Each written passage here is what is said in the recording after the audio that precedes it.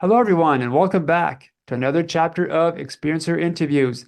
And today we've got another amazing story coming to us from Australia. We have Maree Langburne on board today.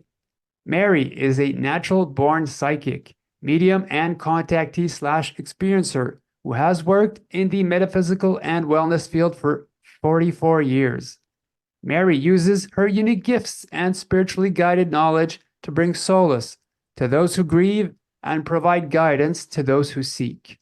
From having a knowing of meeting graves as a child to having a mantis place her gently back into her bed at the age of 52, her life has been anything but ordinary. So, Maree, thank you so much for coming on. Thank you. Lovely to be here. So let's get into your story right away. At what age did everything start off for you? When I was about 5 or 6, I remember having these recurring dreams, and I had them up until I was about 10 years old. So looking back now, I would say they were 3 different encounters I had, but I then kept dreaming about them over and over and over again. And I wonder now if it was so I wouldn't forget those encounters. And the first one, the most memorable one for me, is I was very shy as a child. I didn't speak to anyone outside of my family. I was very nervous, and I used to sleep in between my parents up until I was about 8 years old. And one night, I remember my mum putting me into my sister's room, and my next memory is floating out of her bedroom window. And we had a big gum tree out the back. And as I went out, there was this owl sitting in the gum tree, and I acknowledged it. And because we were quite high up, I could see my mother hanging washing on the line, and this was at night. And my next memory after that was then being dropped very gently on the ground. My mother was no longer there, and I would have to run up the 14 stairs to the back door. And that encounter, that's all I remember about it, but I just kept dreaming about it over and over and over again.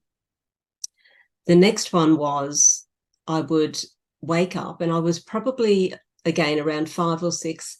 I would wake up throughout the night sitting in our lounge room on my own, and just towards the door that went into the hallway were these 3 different size, I call them people, but they were definitely not human. But as a child, I used to call them people. And my focus kept coming in and out, and I was looking at them. It would almost be like they would come closer and then fade away again. And now looking back at that, it was like I was coming out of some type of sedation where I felt a bit groggy. And also when you look at the road on a hot day and you can see the heat, it was that type of scene, yeah. And the next one of the recurring dreams was I would be on craft, and I would be sitting at a desk with all these other people around me, humans, and there would be a grey standing at the front of the room. But then I could feel my arms leaning up against the desk, and as I looked down, it was like I was morphing in between a grey and human form. And I remember the feeling most of all about these. I felt quite like frail and thin, and I could feel my arms against this table, and it quite irritated me. But every time I looked down, I could see myself morphing. So those 3 dreams I had, yeah, up until I was about 10 years old. You saw yourself as a gray, really. Yes. So do you suspect you might have a past life as a gray? I don't know. It's not something I've thought about a lot. I only think about the encounter itself, but I've never really tried to delve into that, because the dream itself used to disturb me. And yeah, I just haven't really looked into that. It's like a lot of my experiences, I have put them aside because some of them were traumatic as I got older. Yeah, but I'm just not sure about that. Now, when I think the first experience when they brought you back and you were outside of the house and you had to run up to the door, at what time did this happen? Oh, this is during the night. So, as I said, I was very shy and I would sleep in between my parents because I was so nervous and scared. I don't know what I was scared of, but looking back now, obviously my encounters frightened me as a child.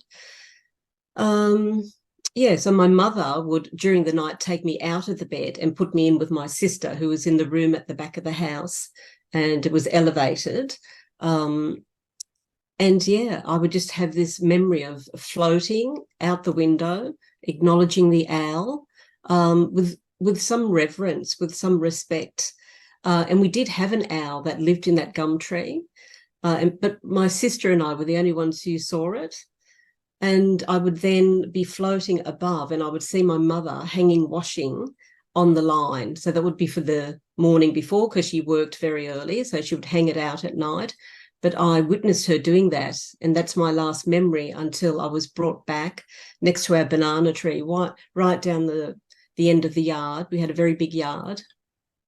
And then I would have a feeling of panic because I couldn't see my mother. I was outside. I didn't know what was going on, and I would have to run up these 14 stairs to the back door. Now, was the back door, well, of course, this happened during the night, but was it locked? Oh, no, no, never locked. So this is in the 60s, between, I suppose, 1968 to 71, probably around 1968, 69, I think.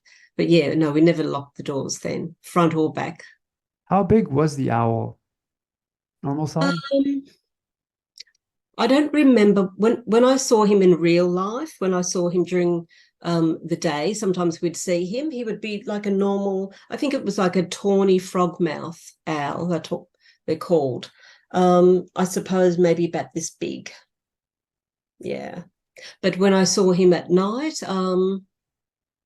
yeah, I have no memory of the size or the detail of him, but I would acknowledge him as I was floating out the window. Like he would just be there looking at me. So he didn't speak to you telepathically. No. So what happened after that? Did you have other experiences? Was there a time of not having anything happen to you? Oh, absolutely. Yeah. So throughout my life, I had the um, what I would say dreams about aliens, sleep paralysis. I had that a lot. Um, in 1973, I actually saw a disc, and it was with my adult neighbour and a friend of mine who was a bit younger than me. And our view from, we're standing in our backyard, and there were what we call units on either side of us. So we had this sort of view, and it just went past us from a distance, but it was, I would say, the typical just silver disc. There was no height on it like that. It was just a streamline silver disc. And our neighbour called the radio station to report it, and they had so many calls that day of people witnessing this craft. So that was then. I kept having my dreams. I'll just put my glasses on to read my notes here. Also, as a child, I would lay out during the summer at night with one of my cousins, and we would actually speak about where we came from, which I find interesting. We'd look up at the stars, we'd be laying there on a hot summer's night, and in detail, we would discuss. And I remember pointing towards a cluster of stars and telling my cousin, but we're not from there, we're from beyond there. So it was like it was in another galaxy. So that's a clear memory I have.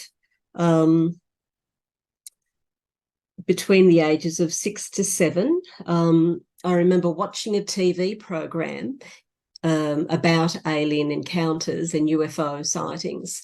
And there was one that stood out, and I remembered it in detail. Only, like, I was quite young, but up until I was an adult, I just kept remembering this story, and it was just about a woman who was in a taxi with her son, and they saw something in the sky, and the taxi driver pulled over and he just took off. He was frightened. The woman and the son got out to view this craft, and they could see people in the craft pointing down toward them as they were pointing up and saying, look at that. And so for years I wondered where that story came from, and I did find it in a UFO book quite a few years ago now by a gentleman called Bill Chalker. He's a researcher here in Australia, and he wrote about it. And my memory of it was exactly as he had written it. So things like that, I had an interest always in aliens. Not that I thought about them every day, but there was certainly an interest. My mother had a big interest in ETs.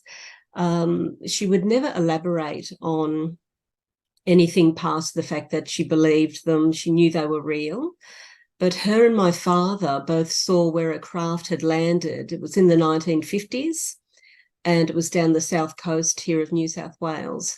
And they said lots of people went to view it, but there was a sighting, and the next day they all went to see, and there was this burnt area on the grass where it had landed, or flattened area. Yeah, so I had encounters between the age of 12 and 13. Sorry, that was my disc encounter. I've had to write notes because my memory of it isn't so good. So from the age of 16, I went into the spiritualist church. As you said in the intro, I'm a psychic medium, and I really embraced that side of myself. So it wasn't until my late teens to early adulthood that I started having these sporadic dreams of alien contact, and always with sleep paralysis. Prior to being taken, though, I would actually hear, I used to describe it as like a cow bell, but it was this bell, this tone that I would hear. And I knew once I heard that I would be taken that night. And it's almost like when I heard it, it would be like walking down the street and there's lots of people around you, then all of a sudden they're frozen in time and you're awake. And that was the feeling I had when I heard this bell. It was like time stopped all around me. There was something in the atmosphere that changed, and I had this knowing that I would be taken that night. I don't recall any of those encounters just prior to me being taken. So I often speak about having a knowing all my life of being a contactee, along with one of my sisters who's also very psychic. And it wasn't until my awake encounters in 2016 that I started to really think about that.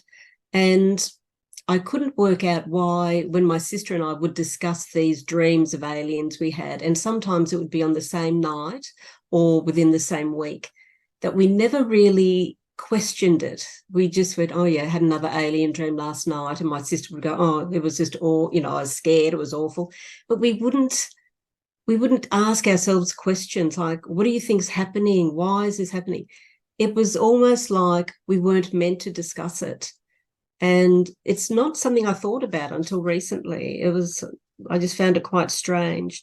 But I had no fear at that stage. It was a knowing. And I thought, oh, well, that's just part of my life, like being a psychic medium. That's who I am. It's part of who I am. But in 1995, I had a hypnotherapy session, and it was just to help a friend who was going through his training as a hypnotherapist. And I thought, I won't even go under.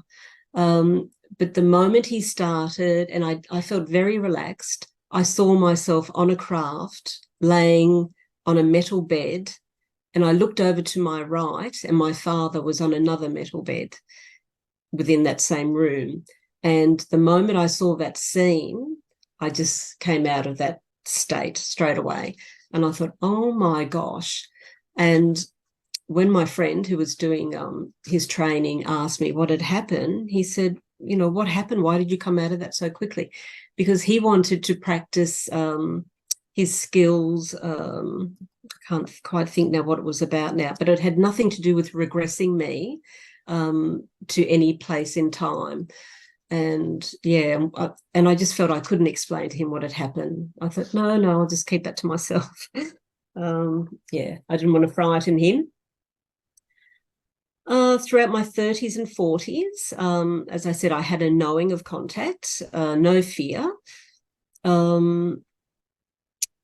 Sorry, I've already said that, discussed that. Oh, yeah, my sister and I used to go to UFO groups. I would always say, I'm going to this group. Do you want to come along? And we would go and see somebody speak about their experiences. And again, we're riveted, we're so interested, but not questioning why. Why are we so invested in this? Why, is it just an interest, or is there something more? Even though I knew there was something more.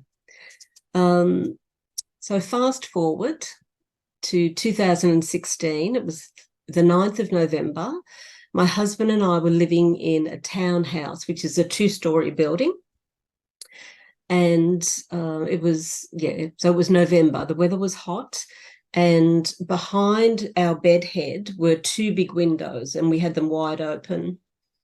And I was laying in bed, asleep, and I remember hearing this noise, and it was a clicking and a strumming noise at the same time. So it was a very fast clicking and this noise, but all at the same time.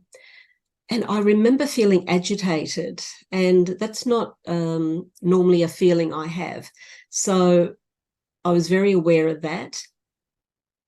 And I remember saying to myself, what is that noise? And feeling annoyed.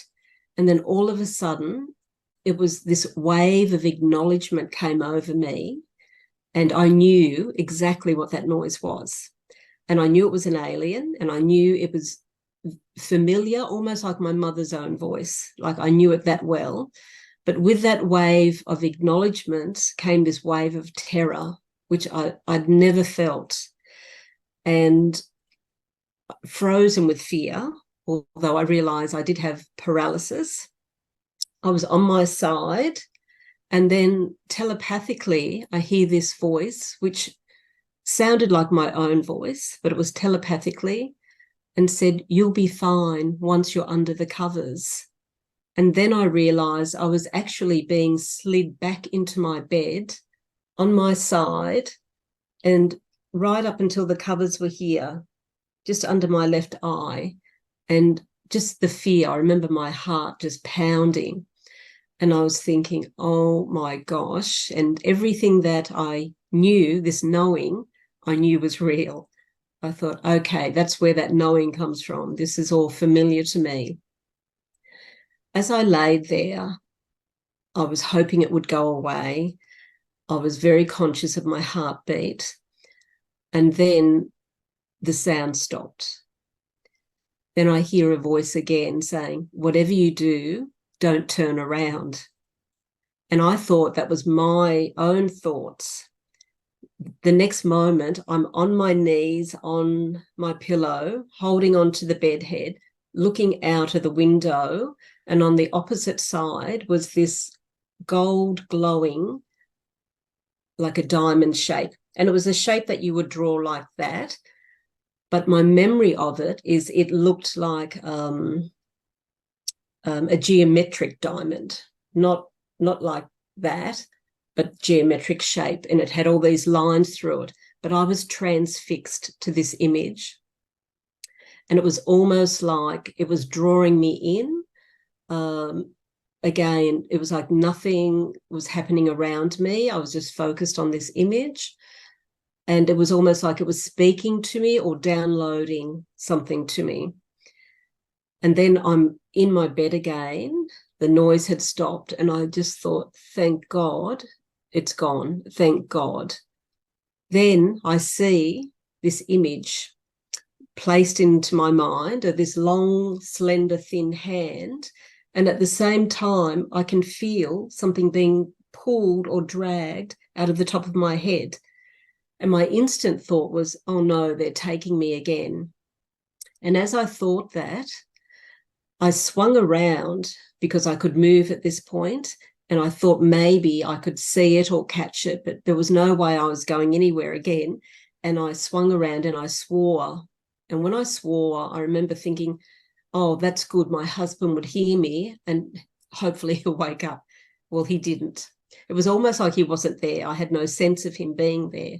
And as I swung around, this female voice then whispered telepathically, secrets, but she went, secrets.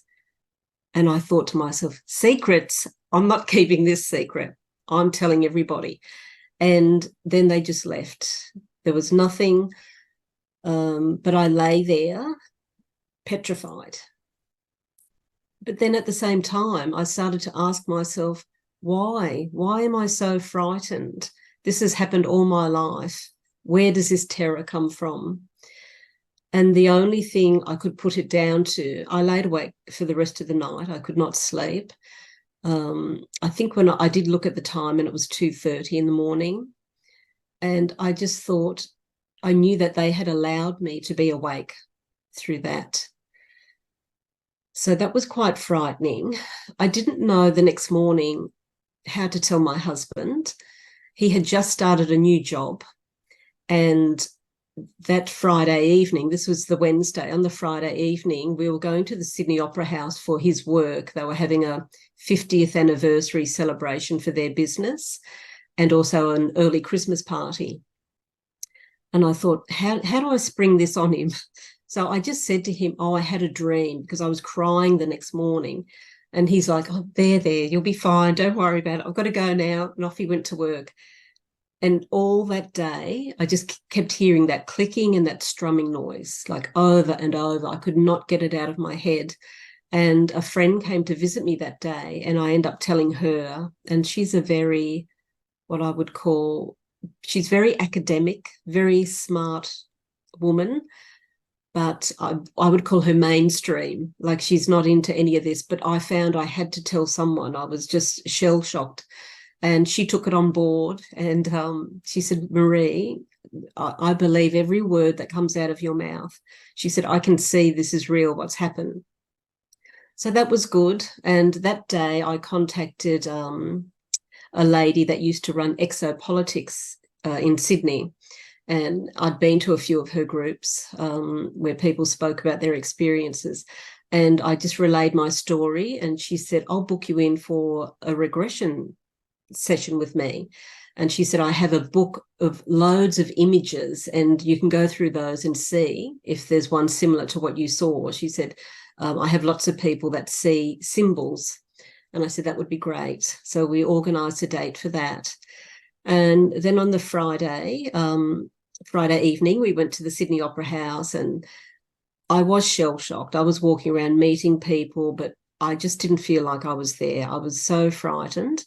So after that event, we went home, and I said to my husband when we went to bed, do not let go of me tonight. I'm so scared. And as I said, it was the 11th of November now, really warm weather, and I put a winter scarf around my neck. I just wanted to feel secure. Husband, don't let go of me. Well, the moment he fell asleep, he'd rolled over, and I was still there laying awake thinking, oh no. But I ended up drifting off to sleep. And I woke up throughout the night, and I sat bolt upright. I don't know how I did it, because I don't have the core strength, but I just sat up. I knew there was something in my room, and the right-hand side at the foot of my bed were two beings standing there. But the moment I sat up, one of them and then the other jumped onto the bed. But it was like as a cat or a dog would jump. It was like a double movement, like. And when they did that, I started fighting them off. And when I would relay this story later on, I'd say to people, and then we were wrestling. But thinking back, they were trying to restrain me because my arms were going everywhere. And then from my right foot all the way up my right side, I could feel something coming up that side of my body. And it was like when you have a general anaesthetic, and you can feel it come up in a wave just before you drift off. It was like that, but it was all on the right side. It came across my chest. And as it came down my left arm, I actually looked because I thought this feeling was so strong that I could actually see something. But when I did look down, I just saw the hand of one of the beings holding my arm, and then I blacked out. So that's all I remember about that. Then I woke up to my cat trying to get out the window. He was clawing and it was raining outside, but he wanted to go out. And the moment I opened my eyes, I felt this excruciating pain in my lower abdomen. And I thought, oh my gosh, what is this? And it felt like a burning sensation like a scraping or a raging infection. It was intense pain. And I thought, again, I'm going to have to wake my husband up and try to explain this to him. And I have to go to hospital. Like, the pain was so bad. I got out of bed, went to the bathroom, and I was expecting to see blood. That's how bad the pain was. I thought something has happened and it isn't good. But there was nothing. I came back to bed still in pain, but then I thought, I'll try some Reiki. I'll do some Reiki on myself. And the moment I had that thought, the pain went. It was like, bang, gone. So I laid there again thinking, okay. Then I recalled what had happened the night before with the beings. And I thought, oh, okay. So they took me on the Wednesday night. They've given me the once over. I needed something done. They've taken me again on the Friday night, and they've done that surgery, whatever it was. That was the thought I had. So I was walking around a bit dazed. I was still very frightened and not really understanding where this fear came from. But the fact that I was awake and I had clear memory of it, I thought, well, that's why I'm frightened. In the past, as a child, they wiped my memories, and I had no fear, just a real interest. Then, Could you tell me what type of beings were they, the two of them? I would say they weren't small greys. They were taller than that, but they did look like greys to me. And I don't know if they fit the description of tall greys or tall whites. I'm not sure, but they were certainly not small. They were taller. What color were they?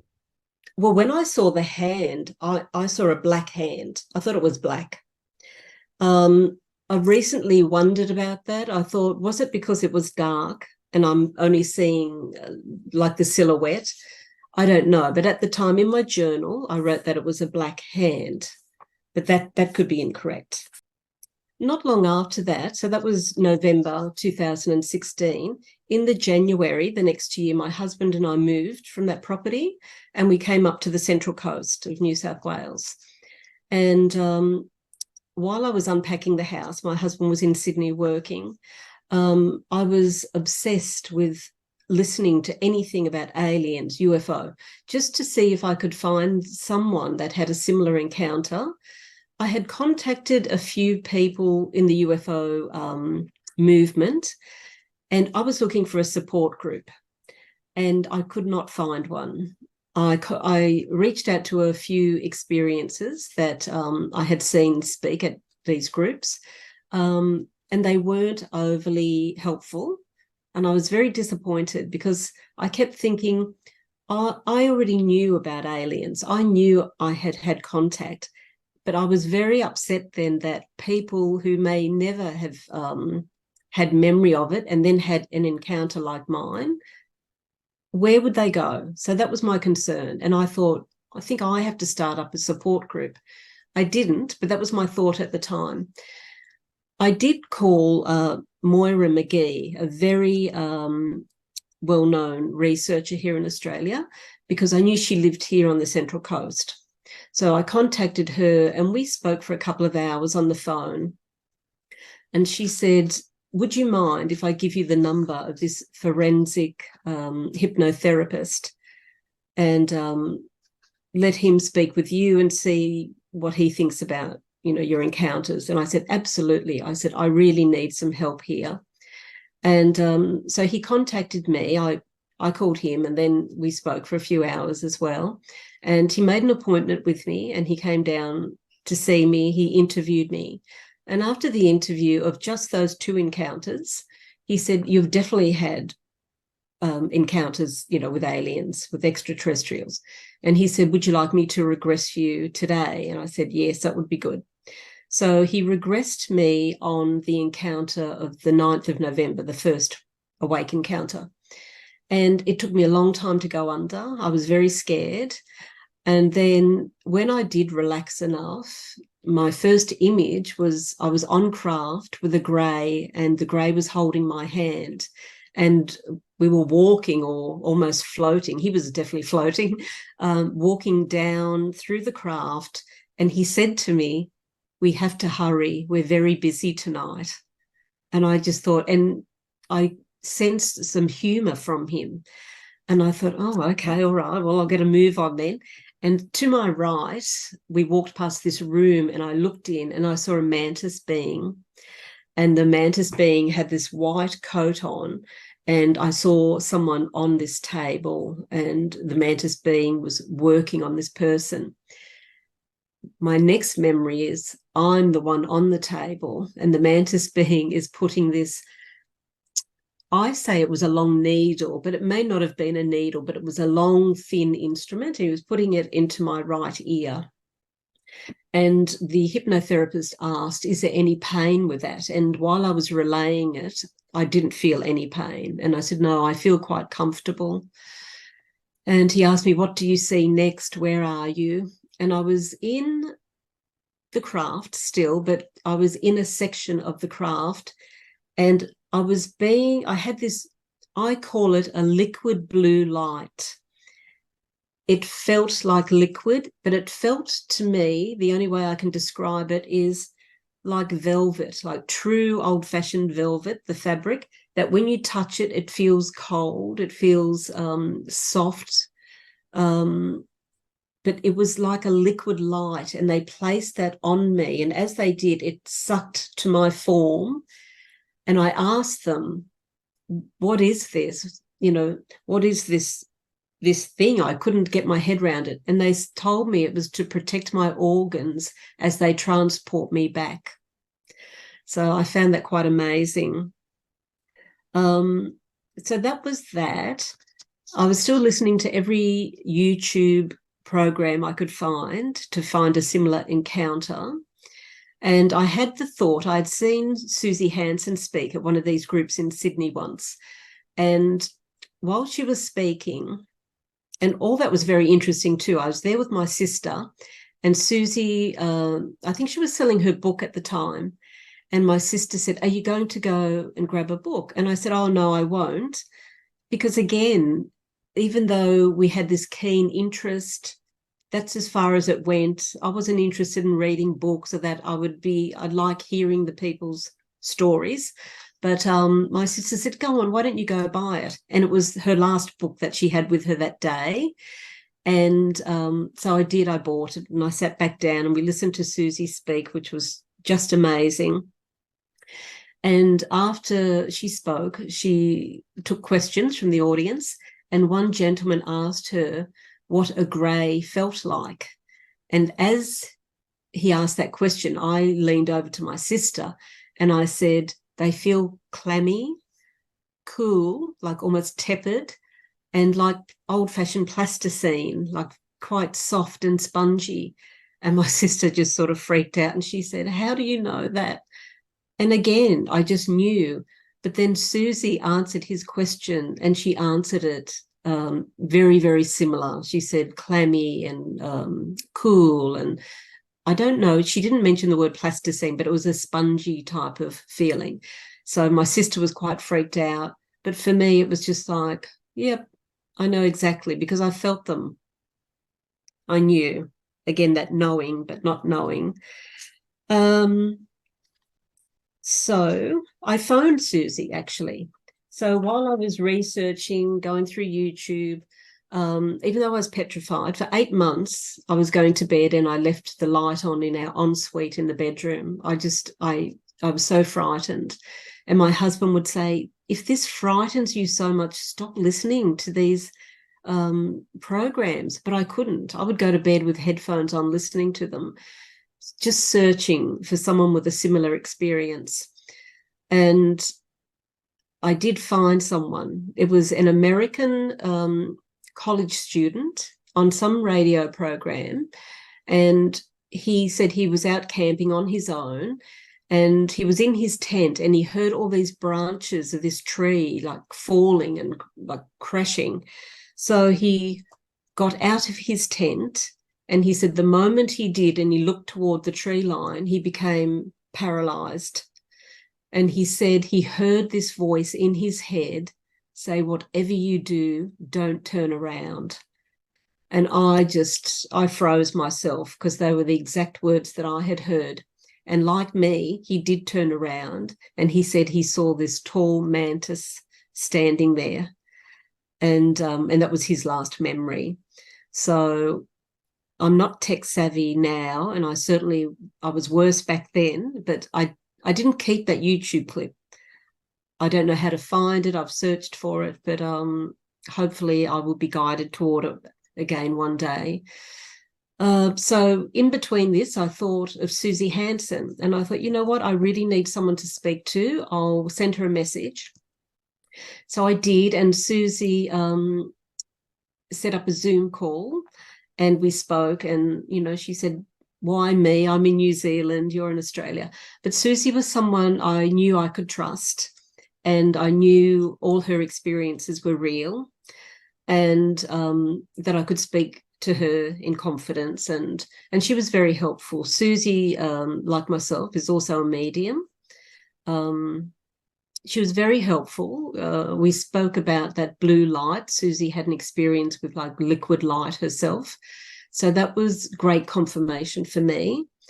So we spoke for quite a while, and I love Susie and her book. It's amazing. Anytime I see it come up on YouTube or an interview, I go and I reread it, because it's comforting. I find it comforting, actually. So after then, I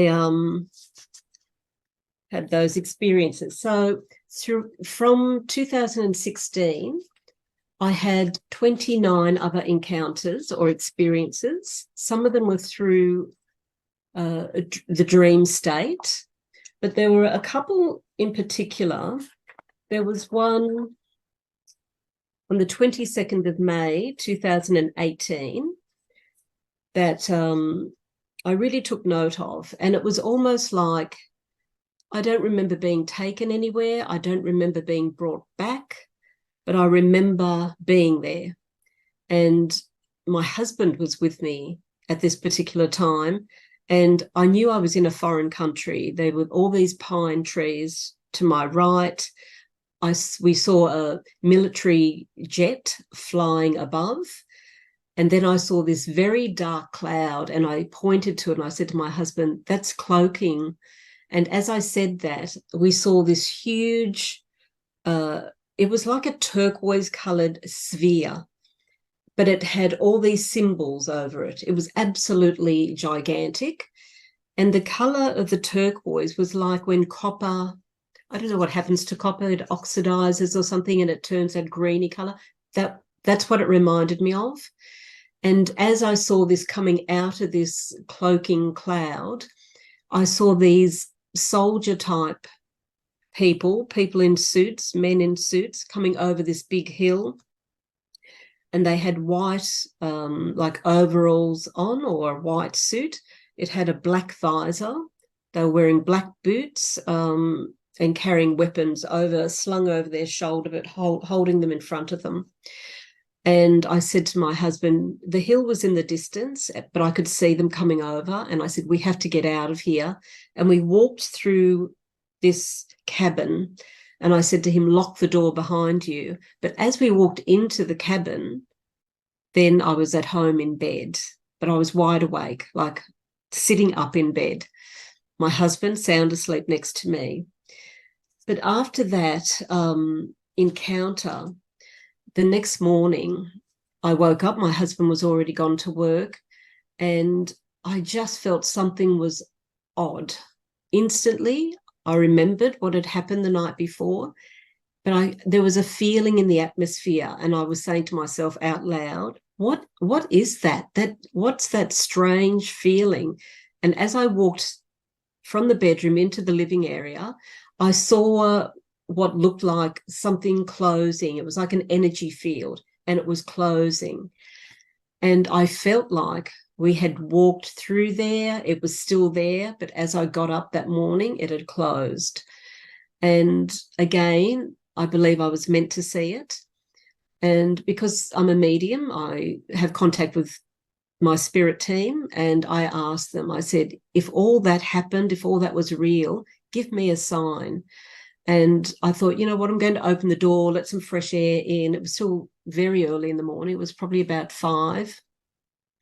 And as I opened the door, on the screen door was this big praying mantis. And to me, that was a sign. I hadn't seen a praying mantis in absolute years. And especially up here on the coast, I'd never seen one. And I just said to Spirit, okay, if that's a sign, because I thought I was seeing things at first, if that's a sign, I'm going to close the door. If it's still there, I'm going to take that as a sign. Closed the door. I reopened it. It wasn't there. I opened the screen door. I looked down, and it was sitting on my chest. So I don't know how it got there. And I took that as a big sign. So, and not that I needed a sign, but when these things happen, you want validation because it's so out of the ordinary. Just trying to relate to the everyday person out there after these encounters is very difficult. It's like you're in a different world. It put me into a spin after my awake encounters that I questioned all my beliefs. I questioned my guides, my spirit team. I thought, who's in charge? If my guides aren't looking after me and I'm being taken, and who's running this show? I just couldn't get my head around it. And wanting to tell people, I'm very open, and I wanted to tell people, but also I knew it was just such a touchy subject, at the time. We weren't speaking about disclosure then. It wasn't on the news or anything. But I did tell people, and I found most people who know me, fully believed and thought, well, thank God it happened to you, Maree, and not us. So I'd like to share yeah. a little tidbit regarding the fact they told you to not turn around. I had early 2016, I had an open heart surgery, and so I had heart problems prior to that. And maybe around December-ish 2015, I was lying in bed, and all of a sudden, I feel there's something appearing right behind me. And it's not as if I heard it telepathically, but I had this impression of somebody saying to me, don't turn around. And then I felt like a needle coming through my back to my heart. Wow. And I totally didn't move. And Wow. yeah, and I had the operation a month later. But yeah, and growing up, I too thought that my experiences weren't meant to be shared somehow, Yes. or I thought everybody had these, so why talk Mm. about it? Yes. And so yeah, so it's a bit like yours. So Mm. it's fascinating how I suspect we're being not brainwashed, but conditioned to an extent to not talk about it. It might bring Oh, us trouble absolutely. down the road. Yes. For some it did. So yeah. Yes. Yeah. No, that's so true. Um, and that do not turn around. Whatever you do, don't turn around. That yeah, they're I've spoken to other people who have also had similar experiences where they just knew not to turn around. But of course I did, and Does that your lovely American student did. does your husband ever recall seeing anything happen? Oh, um, I spoke to my husband just last week. I was going through my journal that I've always kept with these encounters. And I said to him, do you remember this? And he's looking at me like I had three heads. And he said, no. I said, but Craig, you're the one who told me you thought it was aliens. And we had this encounter. I don't know if I can find it. But my husband, I woke up, my husband was moaning and groaning, and he often has nightmares. And I woke him up and I said, no, I'm saying, Craig, you're having a nightmare. And all of a sudden he yells out, I see you, I can see you. And, my blood went cold. I thought, oh, okay, here we go. So I woke him up and I said, Craig, you were dreaming. I said, what happened?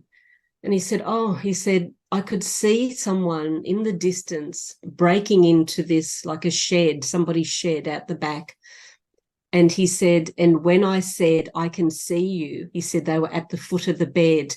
And because I said, what do they look like? Because I'm thinking, oh, it's aliens. And he said, I don't know, because the covers were lifted at the foot of the bed. So that's a common thing too. When you're taken, sometimes the covers are just lifted, but he couldn't see them. So he went back to sleep. I laid awake all night thinking, oh, okay, I think he's had an encounter. And then a week later, because I just kept asking him about it, can you remember more? Could you tell me more about this dream? And a week later, we were sitting there and he said, you know that dream I had the other week? And I said, yes. He said, I think that was an alien. And for him to say that, like when I told him about the dream I had when I had my awake encounters, I really struggled telling him anything about it after that, because when he met me, I'm a psychic medium. Then I went vegan. So he had to put up with that. Okay, she's psychic medium. No, now she's going vegan. Okay. And, now she's a contactee. Like, I thought it was just all too much for him. He's a surfer. He's very grounded type of person. But he's very supportive. So, yeah, so that was one thing he did remember. But I read other things to him and I said, that night, I said, we both woke up, we were screaming. And he just looked at me. He said, I have no memory of it. So I think that's for his own safety. I did have an encounter on the 8th of the 8th, 2018. And this one, I did draw a picture of it. I woke up slumped in the doorway of my bedroom, and I was aware that I was just about to be taken or I had been taken. I couldn't quite work it out, but I knew there were aliens around me, and I was sitting there but sort of slumped to one side, and I was whimpering. So it wasn't like you'd cry, it was like a whimper. And the next moment, I was elevated off the ground, and to my right, we have our air conditioning switch, the panel. And I remember thinking to myself, I must remember this. I didn't know why at the time, but I looked at that panel. And then I looked down, I was levitated. I looked down toward my feet and I was being taken out of the window in the dining room, which was closed. And I think the blinds were closed as well, pulled across. And just as my feet were just about to touch the window, I've blacked out. So there's nothing. So the next thing, I'm waking up above my bed, again levitated, but being gently lowered into my bed.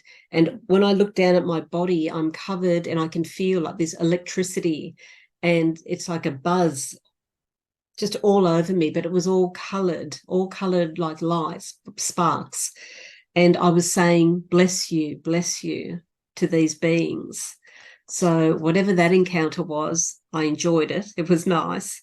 But that's one that really stayed with me. Just some of the encounters and the craft I've seen. Again, I seemed to wake up there. I felt like sometimes I was on another planet. I remember seeing, I was somewhere and I was looking at the sky. There were all these other people, strangers to me, but I did recognize someone there. But I don't know in real life, in waking life, I don't know who they are, but I had this recognition of them in that state. And we were looking up at the sky and it was purple and pink, but it was the night sky on this planet.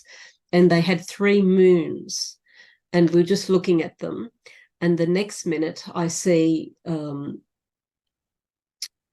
don't even know what it was actually, just there was something in the sky, a darker patch perhaps, and I pointed to it and I just said to this person that was with me, I said, that's a portal and a craft is going to come through.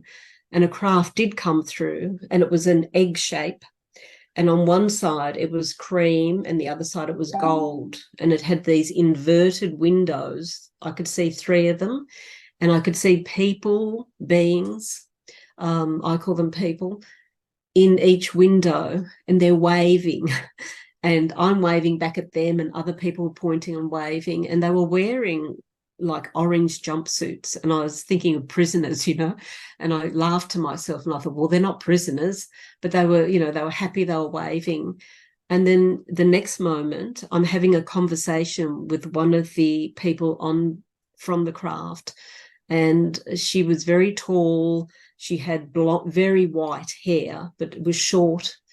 And I don't remember our conversation, but we were deep in conversation and I knew it was about the workings of the craft. So that was very, very interesting, that one. That was on the 2nd of December. I had another one again. I just woke up in the middle of this scene and I saw 2 military helicopters with their searchlights on. And then I saw this massive craft, I would say like a mothership, massive. And this is the 14th of December, and it was like a shape of a biscuit, not round, but not oval, sort of in between both. And the surface was quite textured, and it was a very, like a metallic, a very dark steel grey, but metallic. Yeah, so I had a lot of these encounters around 2018. One day my husband and I were driving back from somewhere along a freeway and there's trees either side, but in the distance there's this mountain, this hill, and it's pyramid shape. It's here locally to us. I'm not sure of its name, but I often look at it as we drive down this freeway. And then in front of it and to the side, my husband says, oh my God, what is that? And we see this craft. So it's a long distance from us, but it's massive. And the shape of it was like, I don't know, whatever this is. It's pointed like that. And then over it is like one of our, like a hexagon around it. It was a very odd shape. But then it was out of our sight because of the tree line. Once we drove further, the trees just covered that. But we were both shocked to see that in broad daylight. We had no explanation for what that was.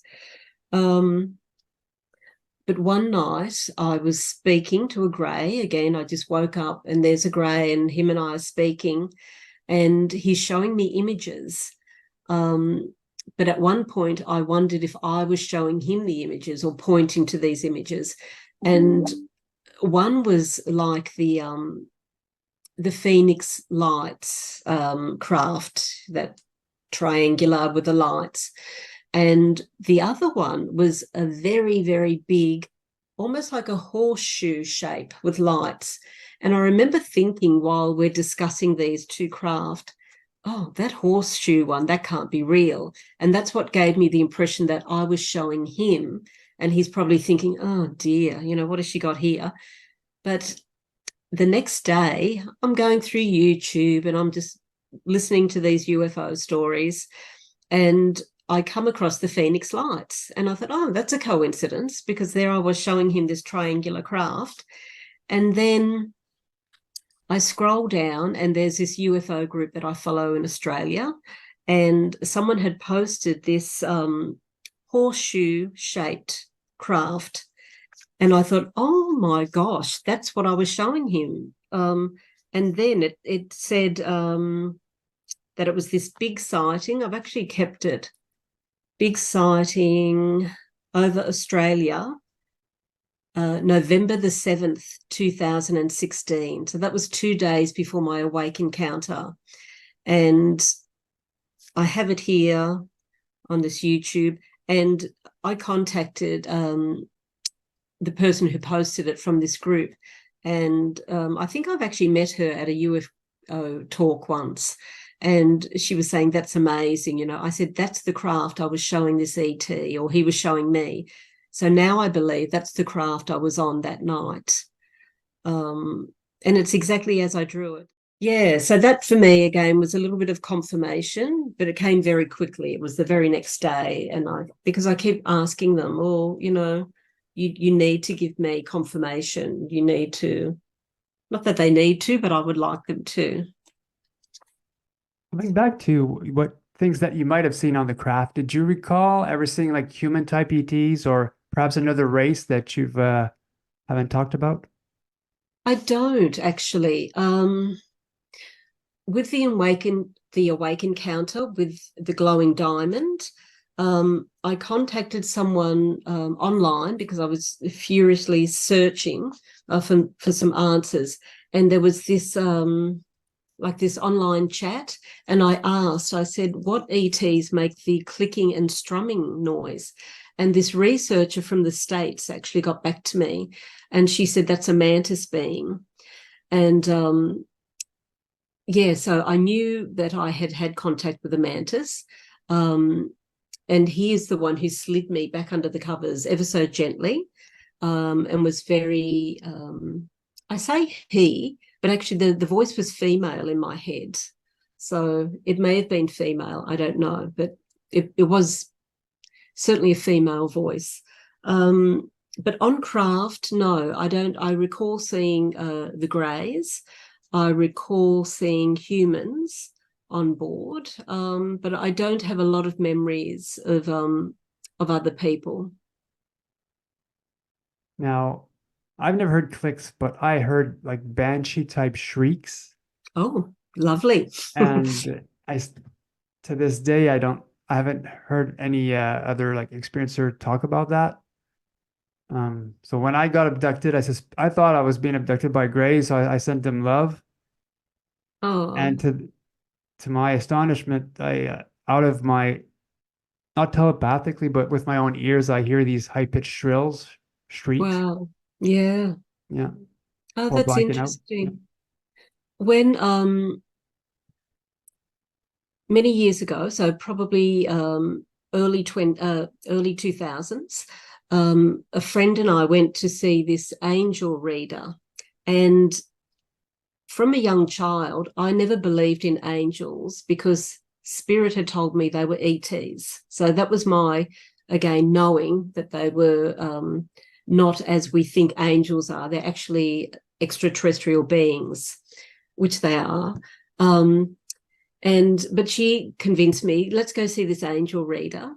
And I then booked in a private session with her. She did readings. And when I went to see her, I said to her, I said, what I'd like to know is I have triangles in my life. And what I meant by that is I would have a group of friends.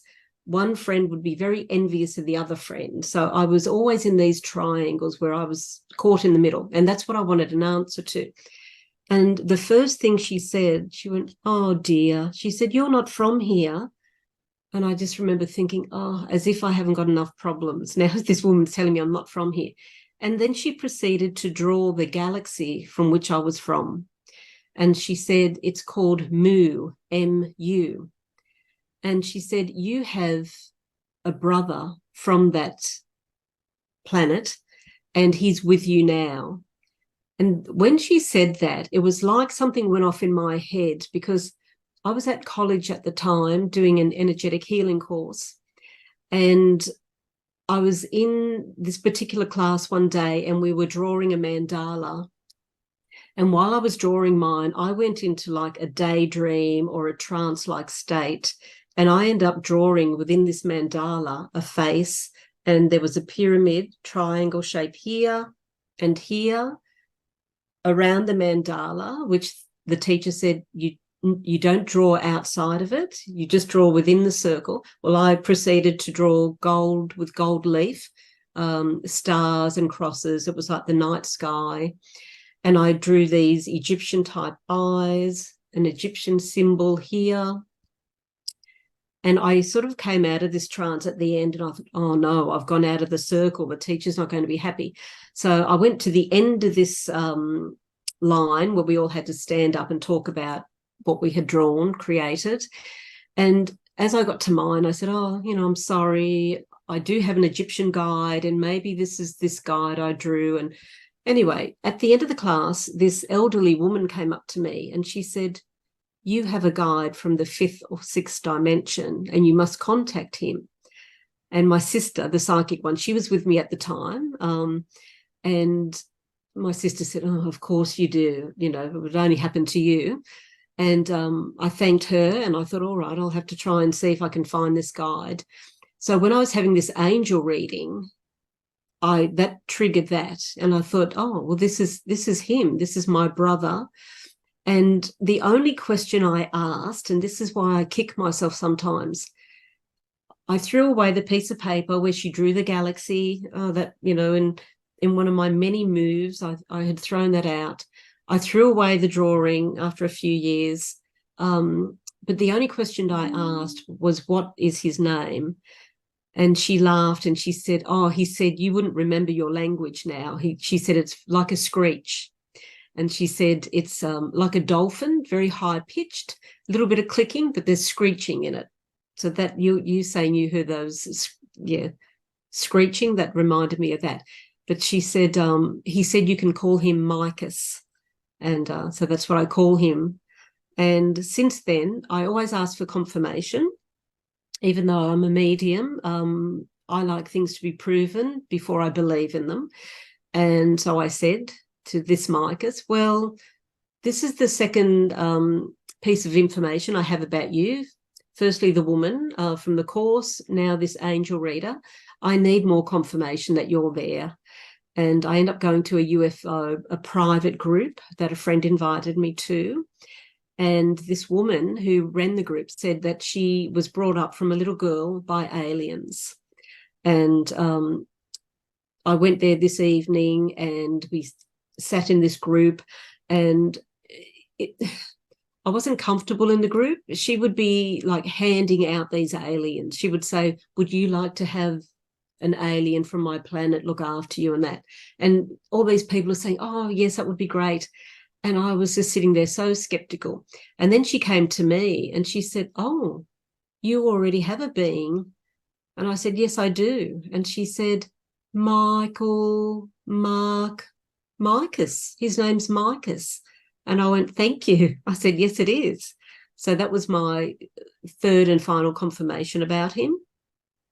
And she asked me to read for her because she said she didn't believe in psychics and she really tested me. But my spirit team had already forewarned me. They said she'll embrace you. She'll then question you, challenge you, and then she will take you under her wing. And I thought, I don't even want to go and see this woman. This doesn't sound very good to me. But she did all those things. She embraced me as I walked in. Oh, lovely to meet you, da, da, da. Then she challenged me. She asked me to give a reading to 3 people there, including herself. And normally I would just say, oh, I'm not interested. I don't have to prove myself. But I did this night. And a very quick reading to each of them. And when I went to read her being was standing right in front of her, like mine was standing in front of me. It was like a protection thing. And I couldn't read for her because of that. Yeah, so I've had some interesting things like that happen, as well as all my contact. And I haven't had anything since probably 2022. And during the crazy lockdowns we had here in Australia, I did have some encounters, but I never wrote them down. I noticed in my journal for some reason. I had too much else going on, I think. But yeah, so it's been an interesting journey for me. Well, it's fascinating. From my experiences really slowed down after 2016, and only recently they started to ramp up again. Yeah. Like normally I would get felt up a lot during the night, like every month, like double taps just to wake me up. And even recently, this week, now next week would be my mom's death anniversary. So she passed away from a super virus back in 2014. Oh, And wow. so like a few weeks ago and prior to that, maybe the month before that, I started getting double taps at night to wake me up. And this week, my arm, I would sleep on my back. My two of my arms would be folded on my chest, and I felt a hand touch both of my arms, and I felt two fingers pinch my, or like a thumb and a finger pinch my chin, and that Wow. woke me up in a jolt, and I knew somebody was there. Yeah. I reached out, hoping somebody would grab a hold of it, but nothing happened. But so I'm really glad that yeah, at least some things are happening again, and Yes. I'm really happy because Yeah. once everything stopped, I felt so sad. Yes. Yes. Exactly. Yeah. The same with me. And a lot of people I speak with who have had encounters, they say at first they're very frightened and it's all scary, but then they're craving that connection with them. And I went through the same thing after the 8 months of fear, but obsessed with researching, the subject. Um, yeah, I kept waiting for them then. And then I felt relaxed after the time where I saw all the coloured lights and I was saying, bless you, bless you. After then, I felt comfortable and the fear left, which was great. And I was waiting for them to come. So, yeah. Now, being a psychic and all that, do you see ghosts, spirits? Oh, absolutely. Yeah. Yeah. So, I always say to my clients, because a client will say, oh my God, you're fantastic. And I say, it's not me. I may be a good channel, but it's certainly spirit, because I like to encourage people that we all have spirit around us. They're there to support us and they want you to know they're there. So we need to ask for their help. And yeah, so I am a good channel because I just love my spirit team and I'll do anything for them, and the same for them. They help me out in lots of different situations. But yeah, I'll often see spirit. When I used to get the bus to work many years ago, so this is in the 1980s, I worked in this one place for 10 years. So I'd be on that bus every day and I would see the same people get on and off the bus. And every day I would sit next to someone different and I got to know them. And often I would get a message for the person sitting next to me. And I'd go, oh gosh, here we go. So I would just say to them, are you open to a psychic message? And this is in the 80s, right? And most of them said yes. They'd go, oh my God, yes. I had one girl that said, oh, yes, please. And then she said, what is that? And I explained to her what it meant. And her brother came through. He had killed himself and he had come through. So that used to happen quite a lot. But seeing ghosts, just recently, actually at home here, I keep seeing someone in the house and I'm not sure who they are. I just see them walk very quickly past, through the room from one room to the other. I'm not overly fussed in asking who they are. If I get a feeling where it's a bit off, I will then drench the home in white light and I will ask them to move on. But actually, that you just reminded me, throughout all my encounters since 2016, very early on after that, I would also have this thing where I would wake up the bedclothes would be sucked to my body and I would vibrate at this very high level. And I spoke to Susie Hansen about it. And because I thought it was part and parcel of my encounters, and Susie said, no, no, no. She said, I think something has come in through that opening that the ET, created. So some sort of, I don't know, poltergeist or something. And at first I didn't accept that because I thought, being a medium, I feel very well protected. And I thought, no, that can't be. My spirit team wouldn't allow that. But I'm convinced now that Susie was 100% accurate and that it wasn't my ET friends. It was some sort of poltergeist. But one morning, my husband got up. I could hear the shower running. And next minute, he's getting back into bed. And I remember thinking, why has he come back to bed? He must be cold. He's going to jump into bed just before he gets up and gets dressed. But then I realised I could still hear the shower running. So I quickly turned around and laying in the bed next to me, I could just see this form, a form of a body. And it was grey in colour, but not as a grey. And it was nondescript. I couldn't see a face, but it was laying next to me. And I had that vibration again. My whole, every ounce of me would just vibrate. And this would have happened about 16 times throughout between 2016 and 2019. So, but at the time I thought it was ET and I thought, oh, maybe I'm getting a download. I had no idea. But looking back, definitely it was some sort of entity, and maybe they were taking my energy, because that was a thought I had as well. This high vibration was them absorbing my energy. But in all honesty, I had no idea. But it was very, very strange. And I didn't feel comfortable, even though I was thinking it could be ET. I would try and speak and I couldn't speak because I also had the paralysis, and that's what made me think it was ET. I had the paralysis, the bedclothes being sucked down to my body.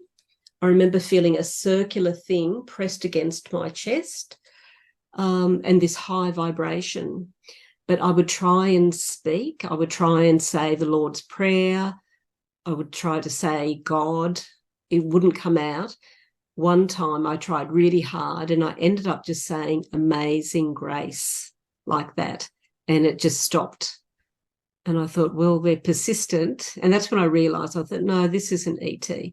This is something else. Yeah. What type of services do you offer normally? So I do mediumship readings. I have a diploma in energetic healing. So I do energetic healing. I'm a Reiki master, so I do Reiki. I also teach Reiki. I run various workshops, but my end goal in all of that is to let people know that we're spirit within a body, that we never die, that our energy, our spirit transmutes, that we're very much loved and protected, that we do come, which is something my ET friends told me when I was very, very young, that the different races on the planet are all from different planets. So everyone on Earth, the different nationalities, the different races, we all originated from different planets. So I was probably about the age 10, I started speaking about that to friends, I remember. So I just like people to know that aliens are real, and and that's where we come from. So it's really not alien to us. We are part of them.